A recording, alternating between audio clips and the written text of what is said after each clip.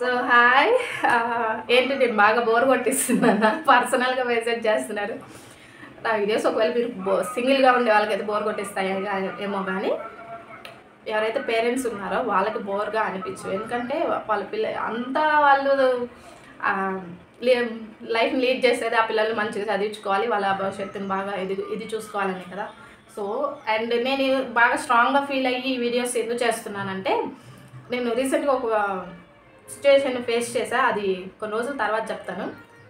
So దాన్ని చూసిన తర్వాత ఎడ్యుకేషన్ సిస్టమ్ని నేనైతే ఏం మార్చలేను, కనీసం పేరెంట్స్కి అయినా అసలు స్కూల్లో ఏం జరుగుతుంది అనేది నేను చెప్పగలను. కాబట్టి టీచర్గా నేను అవన్నీ చెప్తే మీరు మీ డెసిషన్స్ మీరు తీసుకుంటారు అని చెప్పి నేను ఇది చెప్తున్నా. మీరు వినకపోయినా చూసినా చూడకపోయినా నాకు టైం వేస్ట్ అయినా పర్లేదు, నేను చెప్పాలనుకున్న కొన్ని వీడియోస్లో పెట్టేస్తా. అవి మీకు యూజ్ అవ్వకపోయినా ఏ పేరెంట్ ఒక్కరు చూసినా సరే వాళ్ళ ఇది ఆలోచించుకొని స్కూల్లో జాయిన్ చేసేటప్పుడు స్కూల్కి వెళ్తున్న పిల్లాడికి అవి ఫాలో అయితే కనుక కొంచెం బెటర్గా ఉంటుంది అని చెప్పి నా ఉద్దేశం. అండ్ ఈరోజు టాపిక్ వచ్చేస్తే, మా ఫ్రెండ్ అడిగింది నర్సరీకి జాయిన్ చేద్దామంటే సిటీల్లో 1 lakh అడుగుతున్నారు. నాకు అసలు మైండ్ పోయింది. ఆ ఏజ్ పిల్లాడికి 1 lakh పెట్టడం వర్తా అండ్ ఏ విధంగా కేర్ తీసుకుంటే బెటర్ అనేది చెప్పమంది. ఫస్ట్ మీ పిల్లల్ని ఇప్పుడే స్కూల్కి పంపిస్తున్నట్టయితే మీరు ఫస్ట్ తెలుసుకోవాల్సినవి 2 విషయాలు. ఆ పిల్లాడు స్కూల్కి వెళ్తే ఎలా ఉంటాడు ఒకటి, రెండోది ఏంటంటే స్కూల్ ఎన్విరాన్మెంట్ ఆ క్లాస్ వాళ్ళకి ఎలా ఉంటుంది. ఇది విన్న తర్వాత మీరు మనీ వాళ్ళ మీద ఎంత పెడితే బాగుంటుంది అనేది, క్లాస్ ఫీజు ఎంత కడితే బెటర్ అనేది మీరు ఆలోచించుకొని నిర్ణయం తీసుకోండి. సో యాజ్ ఎ టీచర్గా నేను చెప్తుంది ఏంటంటే, ఒక నర్సరీ పిల్లాడు అంటే ఏ క్లాస్ ఎంత ఏజ్ ఉంటుంది, 3.5 years నుంచి 4 years వరకు ఉంటుంది. ఆ 4 years కిడ్కి యాజ్ పర్ చైల్డ్ సైకాలజీ వాళ్ళకి ఒకటి చూడటం ద్వారా 70% నేర్చుకుంటే వినడం ద్వారా 30% నేర్చుకుంటారు. చూడటం ఇప్పుడు వాళ్ళకి ఎక్కువగా ఏవైనా సరే ఒక బొమ్మలు తీసుకొని చూపించి ఇది అని చెప్తే బాగా గుర్తుండిద్ది. అదే బొమ్మ చూపించకుండా నార్మల్గా చెప్పి చూడండి, అది కొన్ని రోజులకి మర్చిపోతారు. అదే మీరు ఒక ఆకారాన్ని చూపించి చెప్తే అది బాగా బ్రెయిన్కి ఎక్కుతుంది. ఇది ఆ ఏజ్ వాళ్ళ మెంటాలిటీ. సో అలాగే లెర్నింగ్ వాళ్ళు ఇప్పుడిప్పుడే మాటలు నేర్చుకుంటూ ఉండొచ్చు. కొంతమందికి అయితే ఆ ఏజ్లో రేర్గా మాటలు కూడా రావు. స్కూల్ ఎన్విరాన్మెంట్ అలవాటు అవ్వాలని చెప్పేసి ఇప్పుడే పంపిస్తున్నారు. వాళ్ళు చదివినా చదవకపోయినా ఏదైనా సరే కేర్ కూడా అంతగా అంత పట్టించుకునే స్టేజ్ కూడా కాదు వాళ్ళది. అయితే ఎవరైతే ఎక్కువ మనీ స్పెండ్ చేయాలి అనుకుంటున్నారో వాళ్ళకి, అంటే ఇప్పుడు సపోజ్ స్కూల్లో 50,000 నుంచి 1 lakh వరకు అడిగే స్కూల్లో ఏదైతే ఉందో మీరు అంత పెట్టాల్సిన అవసరం లేదు. ఫస్ట్ థింగ్ ఎందుకు అంటే, ముందు స్కూల్ ఎన్విరాన్మెంట్ ఒక నర్సరీ పిల్లాడికి ఎలా ఉంటుందో నేను చెప్తా వినండి.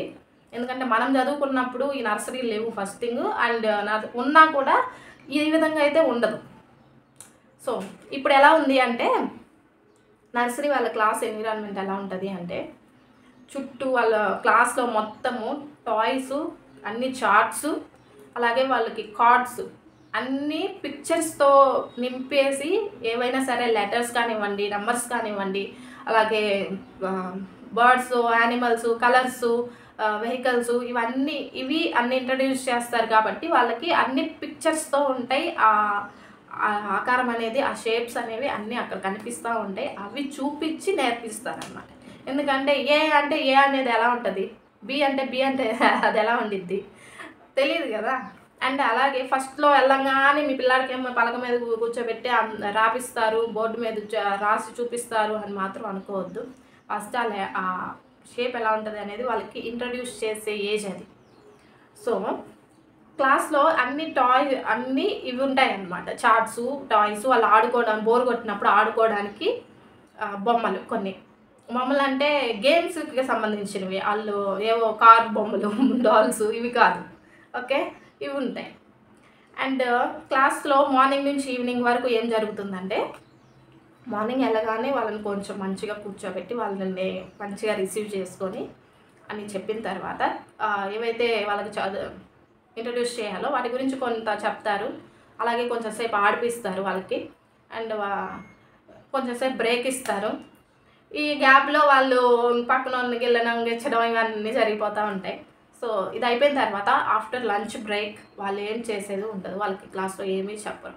ఆఫ్టర్ లంచ్ బ్రేక్ వాళ్ళు మంచిగా నిద్రపోతారు. మీరు 1 lakh కడుతున్నారు, ఒకవేళ కట్టే కెపాసిటీ ఉన్నా కూడా వాళ్ళకి డబల్ కట్ మంచాలు వేసి పడుకోబెట్టరు. ఓకే. మధ్యాహ్నం నుంచి పడుకుంటారు.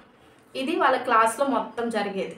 అండ్ ఈవినింగ్ వాళ్ళకి వ్యాన్ వస్తుంది, వ్యాన్కి ఎక్కిస్తారు, ఇంటికి వెళ్ళిపోతారు. క్లాస్ ఎన్విరాన్మెంట్ అలా ఉండిద్ది. అండ్ మార్నింగ్ నుంచి ఈవినింగ్ వరకు జరిగేది ఇది. ఓకే, ఇప్పుడు అర్థమైందా? దీన్ని విన్న తర్వాత వాళ్ళు చేసేది ఇది కాబట్టి ఏ స్కూల్లో బెటర్ అనేది మీకు సగం వచ్చి బ్రెయిన్కి ఎక్కుంటుంది. అండ్ నేను వేస్ట్ అన్నది ఎందుకు అనేది చెప్తాను. అంతకంటే ముందు ఒక చిన్న టిప్ ఏంటి అంటే, పేరెంట్స్కి ఫస్ట్ మనం స్కూల్లో పంపిస్తున్నాము ఒక కిడ్నీ అనుకున్నప్పుడు, మీకు ఇంట్లో ఎవరైనా చూసుకునే వాళ్ళు ఉన్నారు అనుకుంటే మధ్యాహ్నం నుంచి ఇంటికి తీసుకొచ్చేసుకోండి. ఫస్ట్ థింగ్ అది వద్దు, స్కూల్లోనే ఉండాలి అనుకుంటే వాళ్ళకి తినడం నేర్పించండి. వాళ్ళంతటా వాళ్ళే ఓన్గా తీసుకొని తినడం ఎలా అనేది నేర్పించండి. మీరేమో ఇంటి దగ్గర మీ పిల్లలు అని చెప్పేసి గారాబం చేసి నోట్లో పెడతారు, అది డైరెక్ట్గా స్కూల్లో పడేసరికి వాళ్ళు అక్కడ మిమ్మల్ని మిస్ అవుతారు. అండ్ అలాగే ఇప్పుడు చాలామంది ఏంటంటే సెల్ ఫోన్ ముందు పెట్టి అది ఉంటేనే తినేలాగా అయిపోయింది పిల్లల పరిస్థితి. అక్కడ సెల్ ఫోన్స్ ఎవరు ఇవ్వరుగా. సో వాళ్ళకి తినడం నేర్పించండి. అంతా కష్టపడి ఫీజులు కట్టి స్కూల్కి పంపించి వాళ్ళు తినకపోతే హెల్త్ పాడైపోతే ఏంటి, అదొక పెద్ద ప్రాబ్లం కదా. సో ఓన్గా తినడం అనేది నేర్పించండి. ఇది నేను చెప్పాలనుకుంది. అండ్ ఫీజుల విషయం అంతా మీరు అనుకున్నారు కదా, ఆ కిడ్స్కి కొంచెం పర్సనల్ కేర్ అనేది నేను చెప్తా. ఏంటి అంటే, ఎవరైతే 50,000 సిటీలో ఉండి 50,000 నుంచి అబోవ్ ఇన్వెస్ట్ చేస్తున్నారో వాళ్ళ కోసం కిడ్స్కి స్కూల్లో ఎన్విరాన్మెంట్ ఏదైతే ఉందో వాళ్ళకి కావాల్సిన టాయ్స్, బుక్స్, రైమ్స్ అవన్నీ ప్రతిదీ మనకి ఇంట్లో టీవీలో పెట్టినా వస్తాయి, యూట్యూబ్లో వస్తున్నాయి. అది టీవీ కనెక్ట్ చేయండి, మొత్తం అన్నీ విజువల్స్లో చూపించండి. చెప్పాను కదా, చూడడం ద్వారానే వాళ్ళు 70% నేర్చుకుంటారు, వినడం ద్వారా 30% నేర్చుకుంటారు. సో అక్కడ బొమ్మలు ఇంకా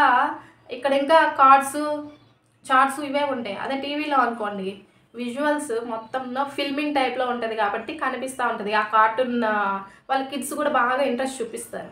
సో అలా చూడడం ద్వారా సేమ్ థింగ్స్ అక్కడ కూడా బాగా ఇదిగా ఉండిద్ది. ఇంకా మీకు కొంచెం కొద్దిగా మనీ పెట్టగలము అని అనుకుంటే ఎవరినైనా మంత్లీ 3,000 4,000 ఇచ్చి పర్సనల్గా ఇంటికి వచ్చి అవన్నీ రాయడం, చదవడం, స్పెల్లింగ్స్ అవన్నీ నేర్పించడానికి ఒకరిని పెట్టుకొని, ఎందుకంటే మీరు దగ్గర మనీ ఉండి పెట్టాలనుకుంటే పెట్టారు అంటే దీనివల్ల ఒక బెనిఫిట్ కూడా ఉంది. ఏంటో చెప్పనా, వాళ్ళకి అన్నీ రాయడం, చదవడం కూడా వస్తాయి కాబట్టి కొంచెం షార్ప్గా ఉంటారు. కాబట్టి డైరెక్ట్ మీరు నెక్స్ట్ ఇయర్ స్కూల్లో ఎల్కేజీకి చదివించకుండా యూకేజీకి జంప్ చేయించవచ్చు. దీనివల్ల మీకు మనీ సేవ్ అవుతుంది, ఆ పిల్లాడికి టైం కూడా సేవ్ అవుతుంది. 1 year కలిసి వస్తుంది. అండ్ ఇంకో విషయం ఏంటి అంటే,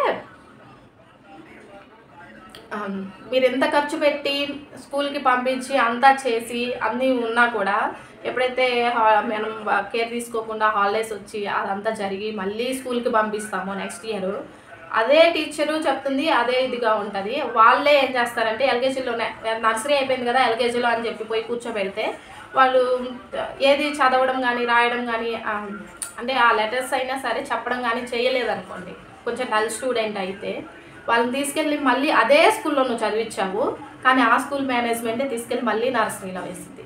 లాస్ట్ ఇయర్ ఫీజు కట్టావు, మళ్ళీ ఈ ఇయర్ కూడా అదే నర్సరీ క్లాస్కి మళ్ళీ నువ్వు ఫీజు కట్టాలి. ఆలోచించుకోండి కొంచెం. నువ్వు 1,00,000 కట్టినా వాడు చదవు, వాడికి అది గుర్తు లేదనుకో, వేస్ట్. నీ 1,00,000 రూపాయలు బొక్క. ఆలోచించి నిర్ణయం తీసుకో ఏదైనా మీ పిల్లల్ని స్కూల్కి పంపించేటప్పుడు. ఇదంతా నేను స్కూల్ ఎన్విరాన్మెంట్ గురించి మీకు ఐడియా ఉండాలని చెప్తున్నా, కానీ మీ డెసిషన్ రాంగ్ అని నేను చెప్పట్లేదు. ఓకే, మొత్తం చూసారు కదా, ఏంటి అనేది కామెంట్ చేయండి. బాయ్.